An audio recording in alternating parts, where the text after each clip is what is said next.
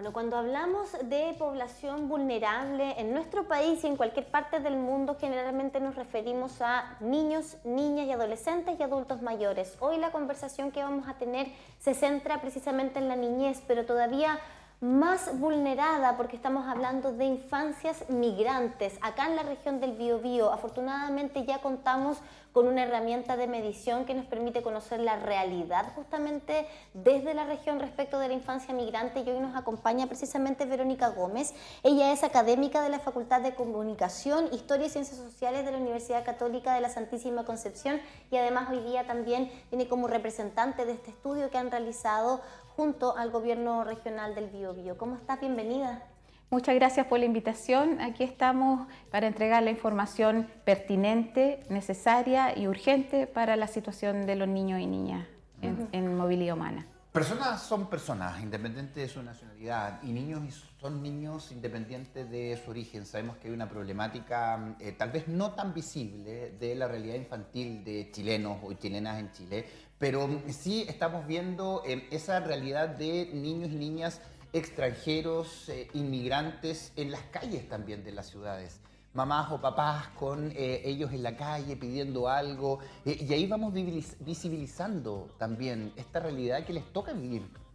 Sí, bueno, eso ha disparado las alertas, digamos, del gobierno regional y de la Universidad Católica de la Santísima Concepción, que hicieron este convenio para realizar este estudio en relación a la situación de los niños, niñas y sus cuidadores, ¿ya? Que estaban presentes en la región. Nosotros tenemos hoy día un 20% más, ¿cierto?, de niños y niñas migrantes que el año pasado, ¿cierto? Son 17.000 niños y niñas que se matricularon en los establecimientos educacionales de la región. Por lo tanto, esto nos hacía en forma urgente ir a mirar en qué condición estaban esos niños y niñas y cuál era la posibilidad de acceder a esos derechos sociales que se supone que están garantizados. Claro, porque cuando hablamos del cuidado de las infancias, hablamos de la infancia en general. No podemos empezar a hacer las distinciones o las diferencias, porque entonces ya no es que nos preocupemos por la infancia. Claro. Y de ahí la importancia, porque son niños que muchos de ellos han nacido acá, otros han llegado siendo bebés, ¿cierto?, lactantes, van a crecer aquí, crecen aquí, tienen sus redes de apoyo que lamentablemente han perdido producto de la migración, porque claro, estamos hablando además de situaciones totalmente distintas a una pareja que se va a estudiar al extranjero, a trabajar en el extranjero y se mueve con sus hijos e hijas. Estamos hablando muchas veces de personas que vienen escapando de situaciones muy complejas en sus países, ¿verdad?, a buscar nuevas oportunidades, entre otras realidades que por supuesto queremos detallar contigo para que nos cuentes justamente qué es lo que ha arrojado este estudio. Bueno, este estudio sobre movilidad humana, ¿cierto?, lo realizamos en la región, en todas las provincias. Fue un estudio destinado a visibilizar la situación de los niños, niñas y adolescentes entre 0 y 14 años de edad. Y lo hicimos a través del contacto con su principal referente significativo o persona cuidadora, ¿ya? Nosotros fuimos a establecimientos educacionales, de salud, a través de las organizaciones de migrantes, oficinas de migrantes en los municipios y también en calle, ¿cierto? Levantando en el fondo una encuesta que nos permitía visibilizar la situación de educación, salud, vivienda, acceso a algunos derechos sociales y sobre todo el cuidado personal de los niños y niñas en contexto de movilidad humana. ¿Cuáles son los derechos que tienen garantizados los niños y niñas migrantes en nuestro país? Bueno, tienen garantizados todos los derechos de los niños y niñas porque los niños y niñas migran con sus derechos, ¿ya? ¿Sí? Así que tienen los mismos derechos que tienen todos los niños y niñas de este país, ¿ya?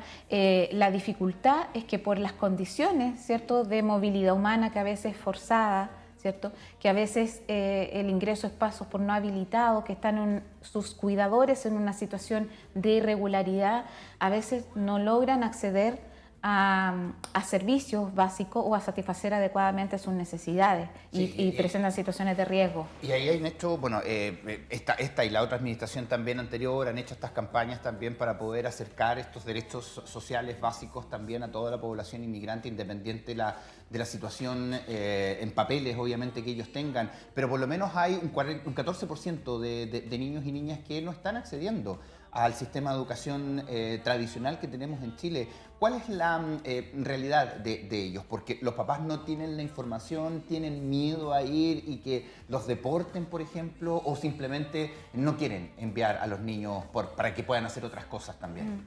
Bueno, para precisar, este 14% que no está accediendo a la educación formal es entre el rango de 5 a 10 años, ¿ya? Si nosotros miramos la primera infancia o la educación inicial es mucho mayor, sobre el 60%, ¿ya? Entonces tenemos un porcentaje de niños y niñas pequeños que no está accediendo a educación, y las razones que dan sus cuidadores son principalmente que no encuentran matrícula, que es muy difícil a veces el procedimiento, muy burocrático, ¿ya? O a veces las situaciones también de movilidad interna o de traslado, ¿ya? Nosotros tuvimos, por ejemplo, el año pasado, varias familias que se desplazaron hacia la provincia de Arauco, por ejemplo, que llegaron a Concepción, pero se desplazaron hacia la provincia de Arauco buscando ciertas otras oportunidades laborales, por ejemplo, a raíz de la situación del proyecto MAPA, ¿ya? Entonces también son personas que llevan más de un año en Chile, entre 1 y 3 años la mayoría, son personas jóvenes. Entonces ellos buscan muchas fuentes laborales y eso los hace muchas veces moverse, desplazarse entre los mismos territorios. Asociado a eso hay una dificultad para acceder a la vivienda. Más del 80% de estas familias tiene dificultad para acceder a una vivienda, el 20% accede a vivienda en que no tienen servicios básicos, ¿ya? Y los que acceden son viviendas pareadas o en condiciones, ¿cierto?, de conventillos y que comparten con más de 5 personas, muchas veces, y que no tienen las condiciones de habitabilidad, ¿cierto?, adecuadas, lo que también es un contexto de riesgo para los niños y las niñas que comparten a veces con muchos adultos, no necesariamente familiares. Exacto, y ahí hablamos de una doble o triple vulneración, si se quiere, con respecto a la realidad de los niños migrantes en nuestra región. Estamos hablando solo de la región del Biobío, por eso es tan importante conocer estos datos. Entiendo, el universo de personas encuestadas o validadas también son 617. Sí. ¿Verdad? Esas son las encuestas válidas que ustedes realizaron. Por ende, de este universo, más del 74%, por ejemplo, hablando de salud, está en el sistema de FONASA. Un 0,8% solamente está en ISAPRE, pero hay un 22,5% que no está dentro de ningún tipo de previsión, ni FONASA ni ISAPRE. Pero lo preocupante es que ese mismo porcentaje dice entonces no acceder a ningún tipo de salud, de atención en salud. Sí. O sea, son niños y niñas que hoy día no están con sus controles, por ejemplo, de salud. El niño sano, que tanto conocemos acá, el control niño sano, no están yendo al pediatra, no se están tratando en algún tipo de enfermedad. O sea, eso también es preocupante respecto de este universo de niños. Claro, bueno, ellos en el fondo lo que reportan es que no encuentran horas, no hay especialistas, a veces los centros de salud también a los lugares que van están colapsados o tienen que hacer trámites también, dicen, muchos trámites para acceder. Y como no tienen situaciones a veces urgentes que resolver, claro, o las resuelven de otra manera, ¿cierto? No se inscriben finalmente en los servicios. Entonces, perdón, pero para inscribirse en el CESFAM hoy día tú necesitas tu carnet de identidad, lo que requiere sí o sí que tengas un RUT en nuestro país, y por otra parte tener un papel de la Junta de Vecinos, ¿cierto?, que acredite que tú vives en el sector donde te vas a inscribir en el CESFAM. O sea, si pensamos en las situaciones de irregularidad de muchos de los migrantes que ustedes encuestaron, ¿verdad? Y además lo complejo del escenario de la vivienda también, no tener las redes de apoyo, el contacto con tu junta de vecinos, si no la conozco, ¿cómo voy a acceder a este papel? Pero también puedes tener un RUT provisorio. Sí, también puedes acceder con un RUT provisorio. Sí, eso no es dificultad. Lo que pasa es que también las personas en situación de movilidad humana también muchas veces no están informadas, claro, ¿cierto?, de cómo acceder a los distintos servicios. Entonces también vemos que hay un tema de desinformación importante. Ahora en la segunda etapa de nosotros del estudio estamos profundizando estas temáticas, ¿cierto?, a través de talleres, de grupos de discusión con personas en contexto de movilidad humana y con organizaciones también de migrantes, y ahí esperamos un poco tener respuestas y ver las formas en que podemos ayudar no solo al gobierno regional, sino también a los gobiernos locales, articular la red para resolver rápidamente situaciones que son para nosotros urgentes. Por ejemplo, también urgente es la situación de los niños y niñas que están separados o no acompañados, que si bien es un porcentaje menor, para nosotros es muy preocupante que no tengan una situación de cuidado personal regular. ¿Y cómo viven? Sí. Bueno, vienen, los separados vienen con otros familiares que no son necesariamente sus padres, madres, primos, hermanos, cuñados, tíos, ¿ya? Y los niños no acompañados están al cuidado de otras personas que no son familiares. Pero no están solos así a la vida. No lo sabemos, porque nosotros lo que hicimos fue entrevistar a los cuidadores. Entonces la persona nos dijo, mire, yo tengo bajo mi cuidado, ¿cierto?, 2 niños que son hijos de mi vecino. Por ejemplo. De mi país de origen. De mi país de origen. Y eso es bien complejo porque no estamos, o sea, estamos hablando, ¿cuál es el porcentaje de estos niños? Bueno, un 4% está no acompañado, ¿ya? Y alrededor de un 18% está separado. O sea, con otros familiares. Con otros familiares. El 18% no está con sus padres o madres, pero sí está con otros familiares que también hacen las veces de cuidadores. Sí. Ahora, eso podría ser un poco más regular y una situación que en nuestro país también existe muchas veces niños que son cuidados por las abuelas, pero de todas maneras no es 100% regular. Habría que ver si tienen realmente el cuidado personal. Exacto, de esos niños. Pero ese 4% de niños que está con una persona que no es familiar en absoluto de esos niños, ahí también podríamos estar hablando de otro tipo de situaciones también y otro tipo de vulneraciones. ¿Por qué ese niño está a cargo de un adulto que no es su familiar? ¿Cómo sale de su país de origen? ¿Salió de manera consentida por sus padres o madres, del cuidador que tiene efectivamente a cargo este niño de manera legal, sabe que está en nuestro país? Son preguntas que surgen a partir de un estudio como este. Sí, eso nos preocupa porque uno de los indicadores de trata, por ejemplo, de personas o tráfico de niños es justamente que sea menor de edad y haya migrado no acompañado. De manera irregular. De manera, claro, y que esté en una situación de irregularidad. Y no sabemos en realidad, ¿cierto?, si esta situación de alguna manera también puede impactar en otra población que no estamos mirando, ¿ya? Porque acá el reporte que dan los cuidadores son cuidadores que de alguna manera están regularizados, ¿cierto?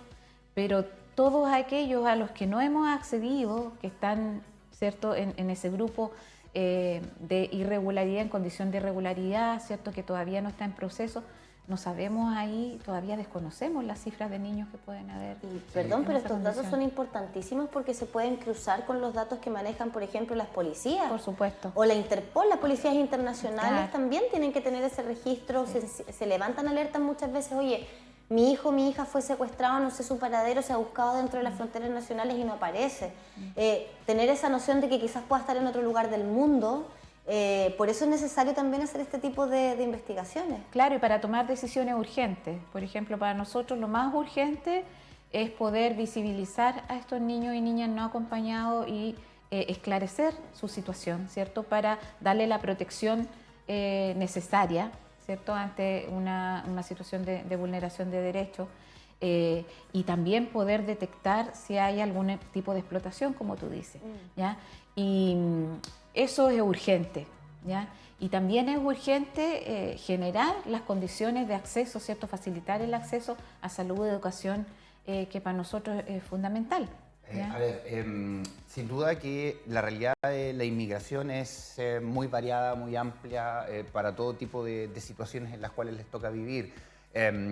Me parece importante también poder aclarar el punto que las personas inmigrantes, independientes de si están o no con los papeles al día, tienen acceso a todos los servicios básicos que tenemos como país, sin miedo a que los vayan a deportar, si no tienen carné, no tienen nada, los van a atender en un CESFAM, los van a atender en el hospital, los van a atender en un colegio, en un jardín, eso está asegurado. Está garantizado en nuestro país. No tienen que hacer ese proceso que tenemos nosotros que dice la CAMI de tener este papel y de inscribirnos al consultorio. Ellos pueden llegar y les dan un RUT provisorio. Eso por una parte. Y por otro, tenemos la realidad de Chile también.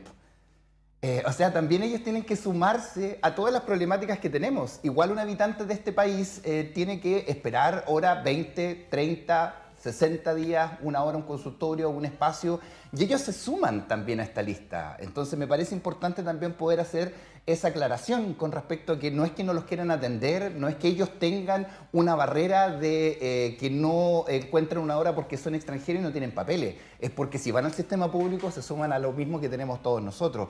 Y ahí te pregunto por el público que no conoce. Y ahí es donde quiero llegar también, porque hoy día todos conocemos a algún extranjero, ya sea con papeles o no. ¿Cómo nos podemos acercar a ellos para decirle esto? Oye, anda, lleva a tu niño acá, porque está contigo aquí, llévalo al jardín, puede tener la oportunidad. ¿Cómo estamos en esa relación?